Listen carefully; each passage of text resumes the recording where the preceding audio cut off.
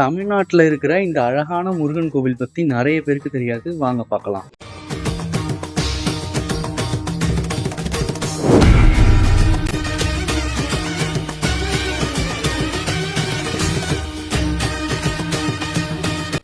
இப்போ நான் வந்திருக்கிறது திருவிடைக்கழி முருகன் கோவில்.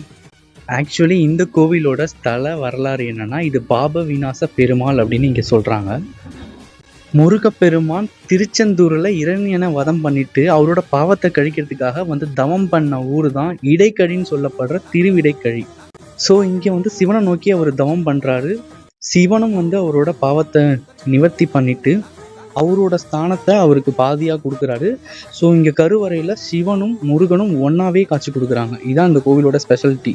எப்படி புரட்டாசி மாதம் வந்துட்டு இங்கே பாத யாத்திரை நடக்குது.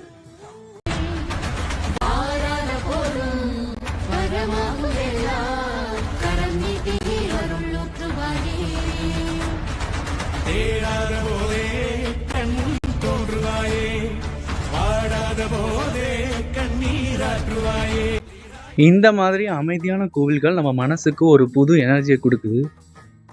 உங்களுக்கு டைம் கிடைச்சா கண்டிப்பாக ஒரு முறை இங்கே வந்து முருகனோட அருளை வாங்குங்க. இந்த மாதிரி வீடியோ உங்களுக்கு பிடிச்சிருந்துச்சுன்னா லைக் பண்ணுங்கள், ஷேர் பண்ணுங்கள், மறக்காமல் ஃபாலோ பண்ணுங்கள்.